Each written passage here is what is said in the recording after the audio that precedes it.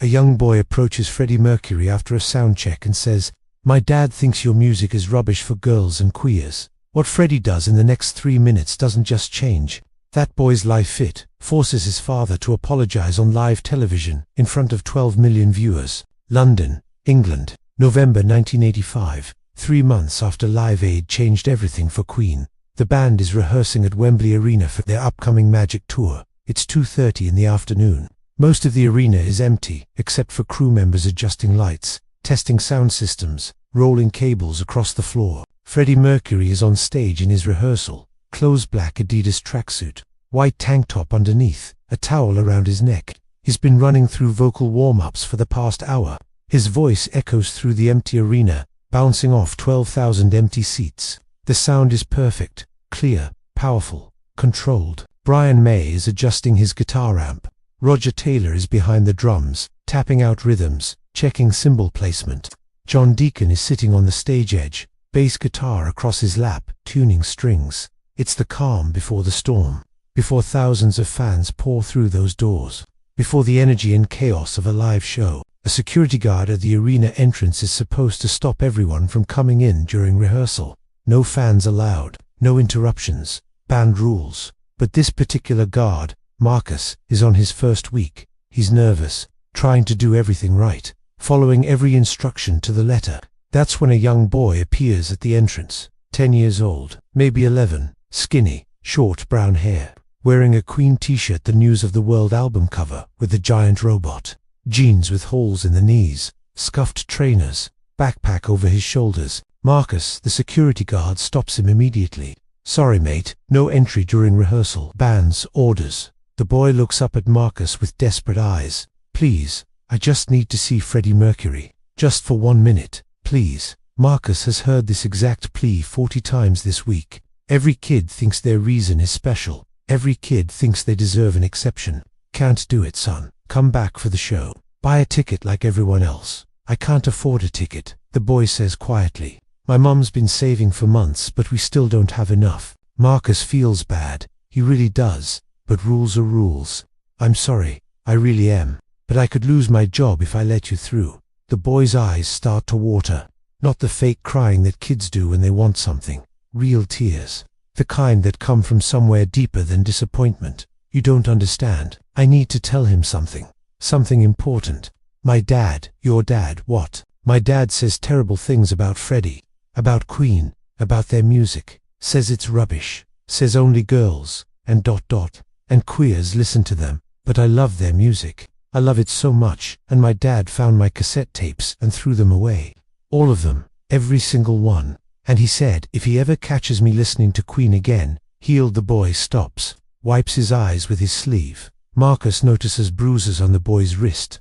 Old ones, yellowish, green, healing. Marcus makes a decision that will change everything. "What's your name, son?" "Tommy. Tommy Walsh." "All right, Tommy Walsh. Here's what we're going to do.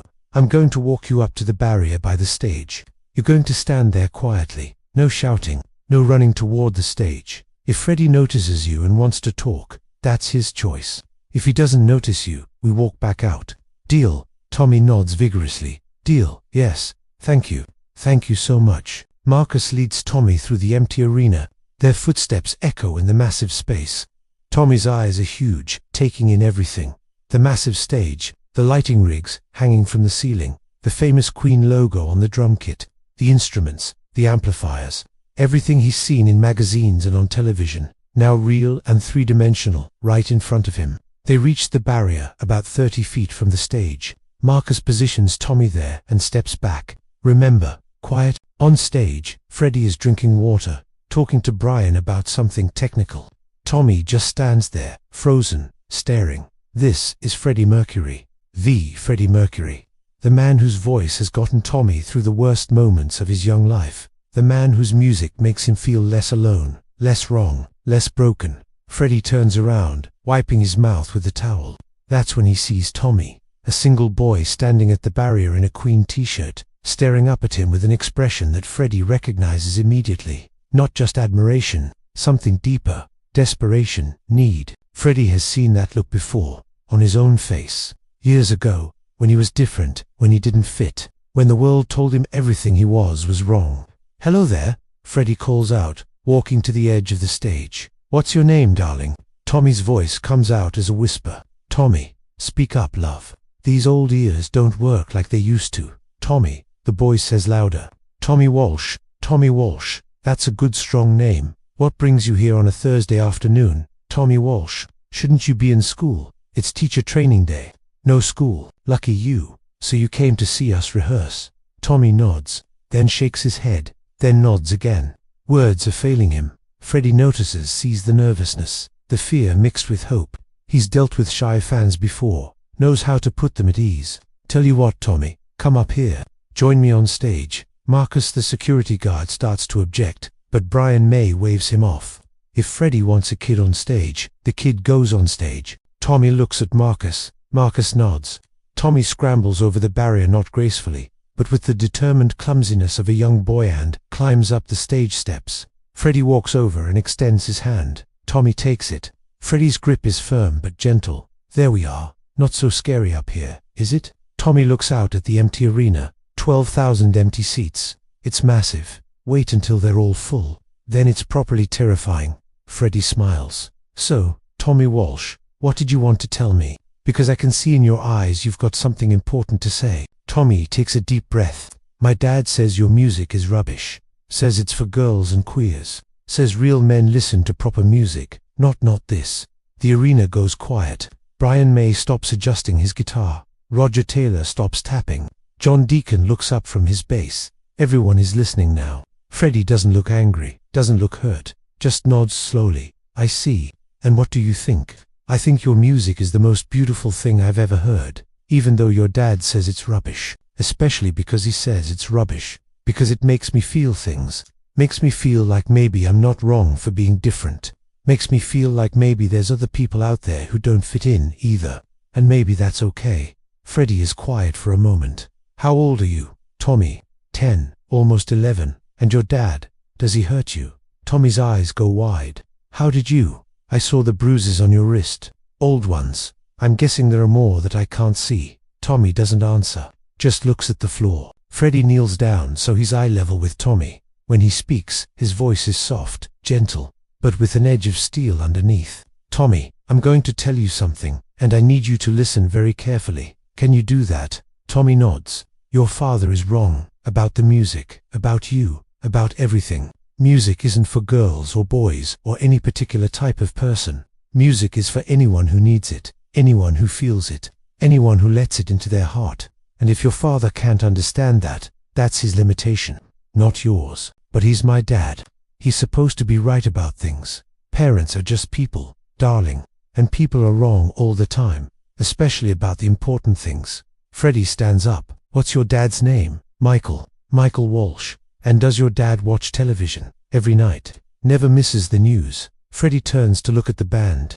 Brian, Roger, John, they're all watching this interaction with something like awe on their faces. They've seen Freddie deal with fans a million times, but this is different. This is personal. "Lads," Freddie says, "I think we need to make a phone call." 2 days later, Saturday evening, the Walsh family home in Croydon, South London. Michael Walsh is sitting in his armchair, the same armchair he sat in every evening for 15 years, watching the evening news on BBC One. His wife, Susan, is in the kitchen making dinner. Tommy is upstairs in his room, supposedly doing homework, actually reading a comic book under his blanket with a torch because his dad took away his desk lamp as punishment for something Tommy can't even remember anymore. The news anchor, a serious woman in a blue blazer, is reading the headlines. And coming up after the break, an exclusive interview with Freddie Mercury of Queen, recorded earlier today. The rock star has a message for a father in South London. Stay with us. Michael Walsh nearly chokes on his beer. Freddie Mercury, message for a father in South London. "Suzanne," he shouts, "get in here." Susan rushes in from the kitchen, dish towel still in hand. What's wrong?" "Freddie Bloody Mercury is going to be on the news. Says he has a message for a father in South London." "So, there's millions of fathers in South London." Tommy went to see Queen rehearse on Thursday. That security guard rang me, said he'd let Tommy through the barrier. Said Tommy talked to Freddie Mercury himself. Susan's face goes pale. "Michael, you don't think Tommy?" Michael roars up the stairs. "Get down here now. Tommy appears at the top of the stairs, terrified. He knows that tone.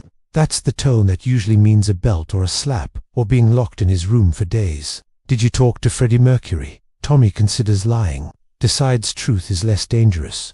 Yes. What did you say to him? I just... I told him I liked Queen's music. What else? Nothing. Don't you lie to me, boy. I might have mentioned that you don't like their music. Michael Walsh's face turns red. You told that queer that I don't like his music. You embarrassed this family to a bloody rock star. The interview's starting. Susan says quietly, pointing at the television. The screen shows Freddie Mercury sitting in a posh interview room. He's wearing a white shirt, black vest, his hair perfectly styled. He looks relaxed, confident, in control. The interviewer, a young man with glasses, leans forward. Freddie, you asked for this interview specifically. Said you had something important to say. That's right. I met a young boy this week at our rehearsal. Tommy Walsh, 10 years old, from Croydon. Lovely kid, brave kid. He told me something that's been bothering me for days, and I thought it was time to address it publicly. Michael Walsh feels his stomach drop. Freddie continues. Tommy told me that his father, Michael Walsh, thinks Queen's music is, and I quote, rubbish for girls and queers. Now, normally I don't care what people think of our music. Everyone's entitled to their opinion. But Tommy also told me something else, something that made me very concerned. The interviewer leans in. What was that? He told me that his father punishes him for listening to our music, throws away his cassettes, calls him weak, makes him feel ashamed for liking something that brings him joy. And when I looked at that boy's wrists, I saw bruises, old bruises, the kind that don't come from falling off a bike. The television studio is quiet. The interviewer looks uncomfortable. Freddie looks directly into the camera, directly at Michael Walsh. So this is for you, Michael Walsh of Croydon, father of Tommy Walsh. I want to say something to you on national television, where 12 million people can hear it. Michael Walsh can't move, can't breathe, can't look away. Freddie's voice becomes sharp, cutting. You are a bully. You're intimidated by a 10-year-old boy's taste in music, because it threatens your narrow view of what masculinity should be. You're so terrified of anything different, anything that doesn't fit your rigid little box, that you hurt your own son for having feelings, for having joy, for being brave enough to like something you're too small-minded to understand. The interviewer tries to interrupt.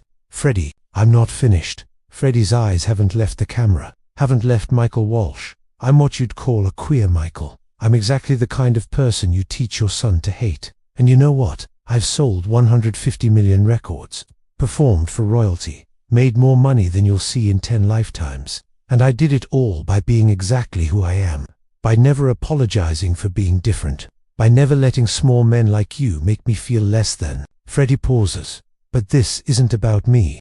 This is about your son, that beautiful, brave little boy who loves music, who feels things deeply, who has the courage to be himself, even when his own father punishes him for it. Tommy is going to grow up to be extraordinary, not despite being sensitive, because of it. And you're going to spend the rest of your life wondering why he never comes home, why he never calls, why he doesn't invite you to his wedding or introduce you to his children. And you'll tell yourself it's because the world corrupted him. But the truth is simpler. He'll leave because you taught him that love comes with conditions, that being yourself is wrong, that his father's approval matters more than his own happiness. The room is silent. Michael Walsh is shaking with rage, with shame, with something else he can't name. Freddie's voice softens slightly. So here's what I'm going to do, Michael. I'm going to send Tommy 2 tickets to our show at Wembley. Front row. He can bring whoever he wants. His mum, a friend, anyone. And after the show, he's invited backstage to meet the band. We're going to show him what it looks like when people create art without fear. When people support each other instead of tearing each other down. When being different isn't a weakness, it's a strength. Freddie leans back. And Michael, if you're watching this, and I know you, Rue, have a choice to make. You can keep being the man who hurts his son for being sensitive, or you can be the man who learns that real strength isn't about control or dominance or forcing people to be like you. Real strength is letting people be themselves and loving them anyway. The interview ends. The news anchor appears, looking shaken. That was Freddie Mercury of Queen with a powerful message for a South London father. We've reached out to Mr. Walsh for comment, but have not yet received a response. Michael Walsh sits in his armchair, staring at the blank screen. His hands are trembling. His wife is crying. Tommy is standing on the stairs, also crying, but different tears. Not fear tears, something else. Relief, maybe. Validation. Hope.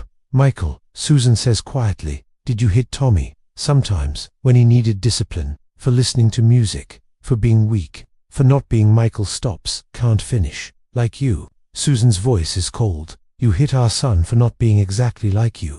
Michael doesn't answer. Tommy speaks from the stairs, his voice small but steady. I'm going to that concert, Dad, with or without your permission, and I'm going backstage, and I'm going to tell Freddie Mercury, thank you for being brave enough to say what I couldn't. Michael Walsh looks at his son, really looks at him, sees not a weak boy who needs toughening up, sees a child who's been terrified of his own father, a child who loves music and feelings and beauty, a child who's exactly like Michael was at that age, before the world beat it out of him. I'm sorry, Michael says. The words feel foreign in his mouth. I'm so sorry, Tommy. Tommy doesn't move from the stairs. Your music, your cassettes, I'll buy them back, all of them. Michael's voice breaks. I'll take you to that concert, if you'll let me. I'll sit there and listen to that music, and I'll try to understand.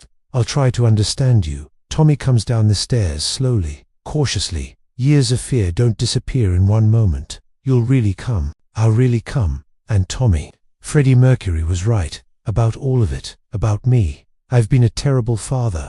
I've been scared of you being different, because I was scared of being different, and I took it out on you. And that's. Michael starts crying. Actually crying.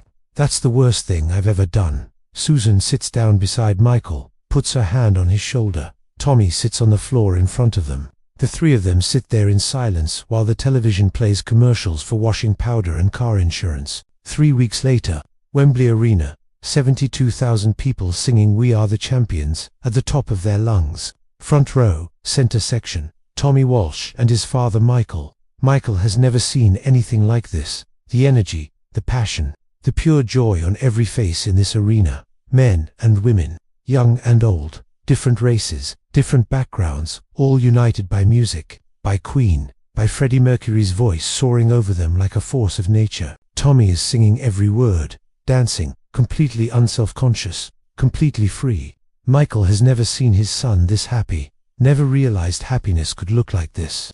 After the show, security escorts them backstage. The dressing room is chaos. Band members, crew hangers-on, champagne bottles, cigarette smoke, and in the center, still wearing his stage outfit, towel around his neck, sweat dripping down his face, Freddie Mercury. He sees Tommy immediately. Tommy. Freddie crosses the room in 3 strides, scoops Tommy up in a hug. You came. You beautiful boy, you came. I came, Tommy says, laughing, crying, overwhelmed. Freddie sets him down, looks at the man standing behind Tommy. And this must be your father. Michael Walsh stands there.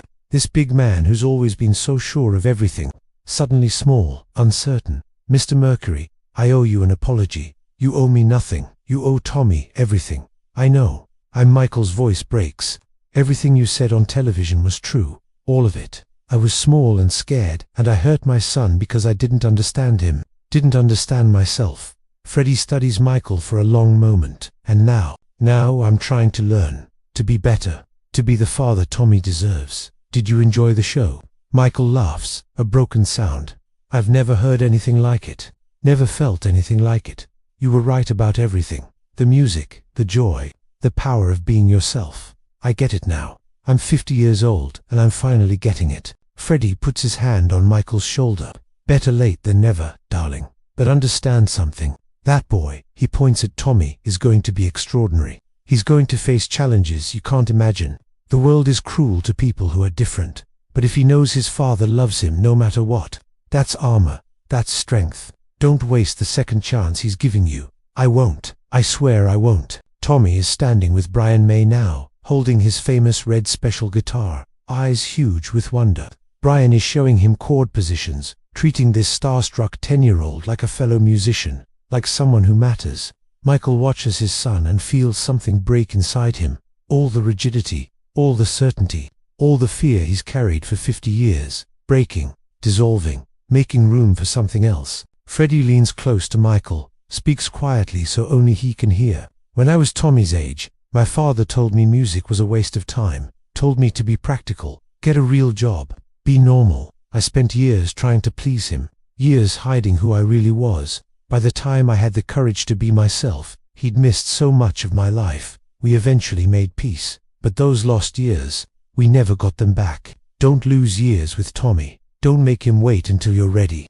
Be ready now. Michael nods, unable to speak. The evening continues. Tommy meets every band member, gets pictures, autographs, stories. Roger Taylor lets him sit behind the famous Ludwig drum kit.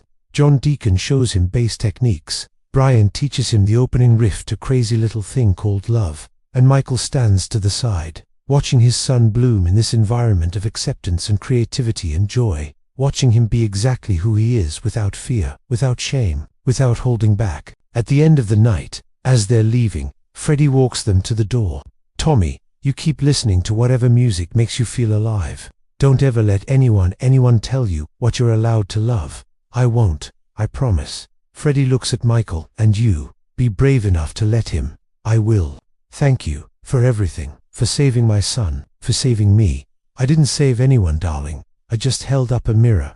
You did the hard work of looking into it. 3 months later, Michael Walsh calls the BBC, asks to be put in touch with the same news program, says he has something he needs to say. They set up an interview. Same studio, same interviewer, different man in the chair.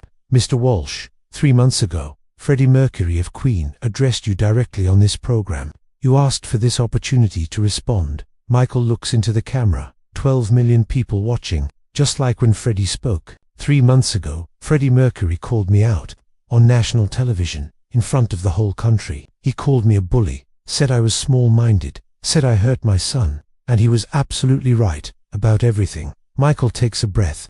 I'm here today to say thank you.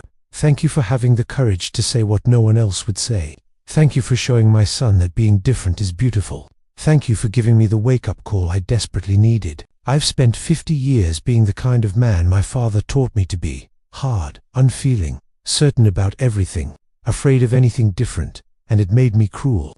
Made me hurt the person I love most in the world. My son Tommy, he's 11 years old and he's braver than I've ever been. He taught me with Freddie's help that real strength isn't about being tough. It's about being kind, being open, being willing to learn. Michael's voice breaks. Tommy, if you're watching this, I'm sorry. For every harsh word, every punishment, every time I made you feel wrong for being exactly who you are. You're perfect. You've always been perfect. And I'm going to spend the rest of my life proving that I deserve to be your father. He turns back to the camera, to the millions watching. And Freddie, if you're watching, thank you. You didn't just save my relationship with my son. You saved me from becoming someone I would have hated. Someone Tommy would have eventually hated. You gave us both a future we almost lost. I'll never be able to repay that. The interview ends. The video makes its way to Freddie. He watches it in his garden at Garden Lodge, surrounded by his cats, a cup of tea cooling beside him. When it's over, he smiles. Not the stage smile. Not the media smile. The real one. The small, genuine smile that his closest friends rarely see. Good man, he says, to no one in particular. Took him long enough. But he got there. Tommy Walsh and his father Michael went to 14 more Queen concerts together. Every time the band toured the UK, front row when possible, singing together, both of them knowing every word. Both of them understanding that music isn't just sound, it's salvation, connection, truth. Michael Walsh still has those tickets from that first Wembley show, framed on his wall, next to a photo of Tommy meeting Freddie backstage. The photo where Tommy is laughing and Freddie has his arm around him and Michael is in the background, crying happy tears for the first time in his adult life. The lesson Michael Walsh learned that a lesson Freddie Mercury taught on national television is simple but profound. The people who threaten you most aren't the ones who are different.